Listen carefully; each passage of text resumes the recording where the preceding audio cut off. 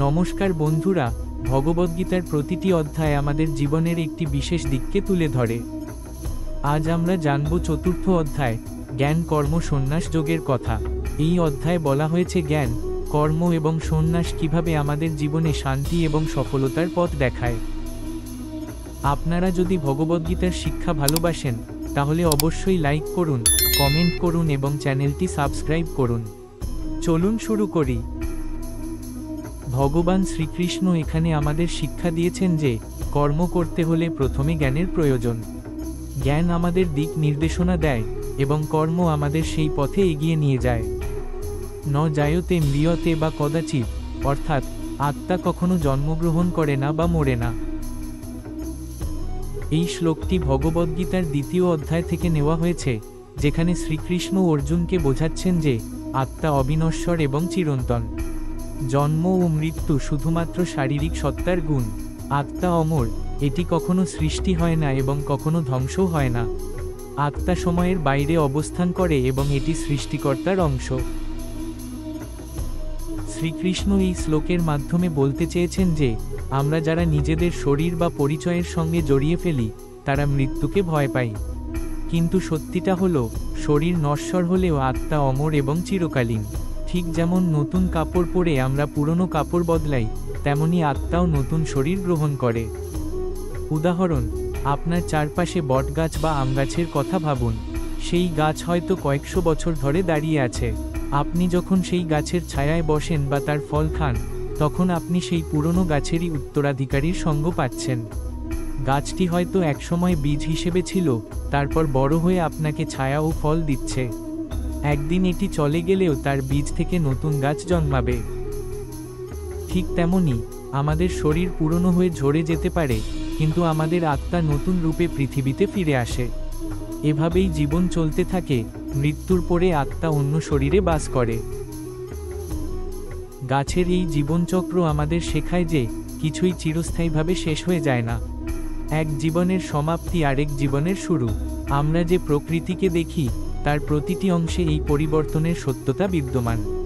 আত্মাও ঠিক এই রকম, পুরনো দেহ ত্যাগ করে নতুন দেহ গ্রহণ করে। এভাবে ভাবলে আমরা বুঝতে পারি, মৃত্যুকে ভয় পাওয়ার কিছু নেই। আমাদের কাজ হলো জীবনের প্রতিটি মুহূর্তকে সঠিকভাবে ব্যবহার করা এবং আত্মার চিরন্তন যাত্রা সম্পর্কে সচেতন থাকা। কর্ম সন্ন্যাস মানে কর্ম ত্যাগ নয়, বরং কর্মের প্রতি আসক্তি ত্যাগ করা। যোগঃ কর্মসু কৌশলম, অর্থাৎ কর্ম করাই যোগ। এই শ্লোকটি ভগবদ্গীতার তৃতীয় অধ্যায়ে ভগবান শ্রীকৃষ্ণ বলেছেন। এর মাধ্যমে তিনি বোঝাতে চেয়েছেন, দক্ষতার সঙ্গে কর্ম করাই যোগ। যোগ মানে শুধুমাত্র ধ্যান বা শারীরিক ব্যায়াম নয়, বরং জীবনের প্রতিটি ক্ষেত্রে এমনভাবে কাজ করা যাতে মনোযোগ, সততা এবং সঠিক দৃষ্টিভঙ্গি বজায় থাকে। দক্ষ কর্ম মানে হলো কর্মের প্রতি সম্পূর্ণ মনোনিবেশ করা, কর্মফলের প্রতি আসক্তি ত্যাগ করা এবং সৎ উদ্দেশ্য নিয়ে কাজ করা।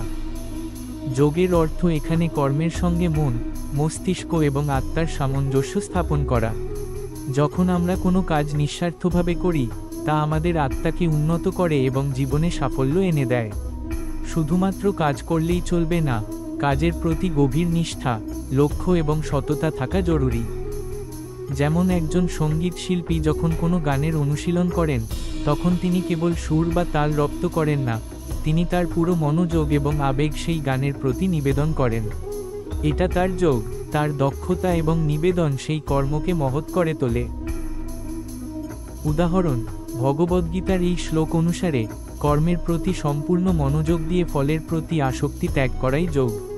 এই শ্লোকের সঙ্গে নেতাজি সুভাষচন্দ্র বসুর জীবনের গভীর সম্পর্ক রয়েছে। নেতাজি আইসিএস পরীক্ষায় উত্তীর্ণ হয়েছিলেন এবং ইংরেজ সরকারের অধীনে উচ্চ পদে কাজ করার সুযোগ পান। কিন্তু তিনি সেই আরামদায়ক ভবিষ্যৎ প্রত্যাখ্যান করেন, কারণ তার লক্ষ্য ছিল দেশের স্বাধীনতা। তিনি জানতেন, স্বাধীনতা সংগ্রামে সফলতা অবধারিত নয়, তবু নিজের সেরাটা দিয়ে কাজ করে গেছেন। তার লক্ষ্য ছিল কর্মের মাধ্যমে মাতৃভূমির সেবা করা, ফলের প্রতি আসক্তি নয়। নেতাজির কর্ম ছিল নিষ্ঠার সঙ্গে পরিশ্রম এবং আত্মত্যাগের মিশ্রণ। তিনি শুধু নির্দেশ দেননি, নিজেও সেই সংগ্রামের অংশ হয়েছিলেন। নেতাজির কর্মের প্রতি নিষ্ঠা, ফলের প্রতি নিরাসক্তি এবং কৌশলের নিখুঁত প্রয়োগ আমাদের শেখায় যে জীবনের সার্থকতা অর্জন করতে হলে কর্মকেই যোগে রূপান্তরিত করতে হবে। তাই নেতাজি আমাদের দেখিয়েছেন যে সঠিক দৃষ্টিভঙ্গি এবং আন্তরিক পরিশ্রম দিয়ে কর্মকে যোগে রূপান্তরিত করা সম্ভব। তার জীবন আমাদের অনুপ্রেরণা দেয়, নিষ্ঠা এবং কৌশলের সঙ্গে কর্ম করলে জীবন মহৎ হয়ে ওঠে। তাই জীবনের প্রতিটি কাজকে একটি যোগ হিসেবে গ্রহণ করুন। মনোযোগ, সৎ উদ্দেশ্য এবং দক্ষতার সঙ্গে কাজ করুন, তবেই জীবনে সার্থকতা আসবে। জ্ঞান ছাড়া কর্ম অসম্পূর্ণ এবং কর্ম ছাড়া জ্ঞান অর্থহীন, এই কথাটি অত্যন্ত গভীর এবং জীবনকে সফল করার মূল মন্ত্র। এটি বোঝায় সঠিক জ্ঞান এবং কর্ম পরস্পরের পরিপূরক। তদ্বিদ্যি প্রণিপাতেন পরিশ্রেণ সেবয়া, অর্থাৎ জ্ঞানের জন্য বিনয়ের সাথে গুরুজনদের কাছে যাও। এই শ্লোকে ভগবান শ্রীকৃষ্ণ আমাদের শিখিয়েছেন যে প্রকৃত জ্ঞান লাভের জন্য বিনয় এবং আত্মসমর্পণের মনোভাব অত্যন্ত জরুরি। গুরুজনেরা আমাদের জীবনের আলো দেখানোর পথপ্রদর্শক। তাদের অভিজ্ঞতা ও জ্ঞান থেকে আমরা শিক্ষা নিতে পারি, যা আমাদের কর্মকে সঠিক পথে চালিত করে। ভগবান শ্রীকৃষ্ণের মতে জ্ঞান ছাড়া কর্ম শুধুই এক অন্ধ গতি এবং কর্ম ছাড়া জ্ঞান কেবল এক মৃত ভাবনা। যখন আমরা গুরুজনদের প্রতি বিনয়ী হই এবং তাদের থেকে জ্ঞান আহরণ করি, তখন সেই জ্ঞান আমাদের কর্মকে সঠিক পথে পরিচালিত করতে সাহায্য করে। এই প্রক্রিয়াই জীবনকে উন্নতির পথে এগিয়ে নিয়ে যায়। আমরা যদি জ্ঞানের জন্য গুরুজনদের কাছে না যাই, তবে আমাদের কাজ ভুল পথে পরিচালিত হতে পারে। এক অজ্ঞ কারিগর যেমন ভালো জিনিস তৈরি করতে পারে না, তেমনি জ্ঞানহীন কর্ম মানুষকে সঠিক সাফল্যে পৌঁছাতে বাধা দেয়। আবার শুধু জ্ঞান অর্জন করলেই চলবে না, তা বাস্তব জীবনে প্রয়োগ করাটাই মূল কথা।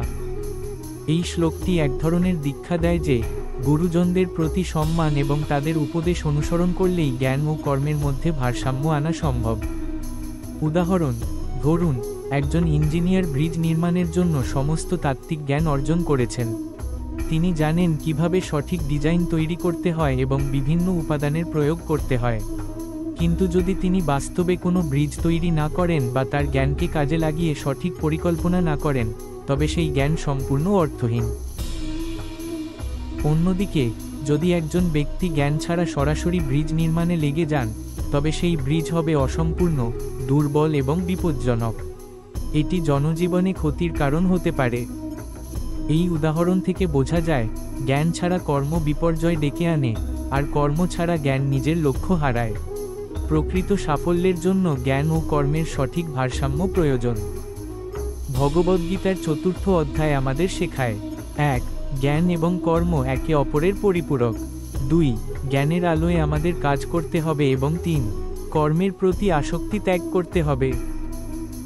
কর্মফল সংযোগং ত্যক্তা শান্তিমনুত্তমাম, অর্থাৎ কর্মফলের আসক্তি ত্যাগ করলেই চূড়ান্ত শান্তি। বন্ধুরা, এই শিক্ষাগুলো যদি আপনার জীবনে কাজে লাগে, তবে চ্যানেলটি সাবস্ক্রাইব করুন।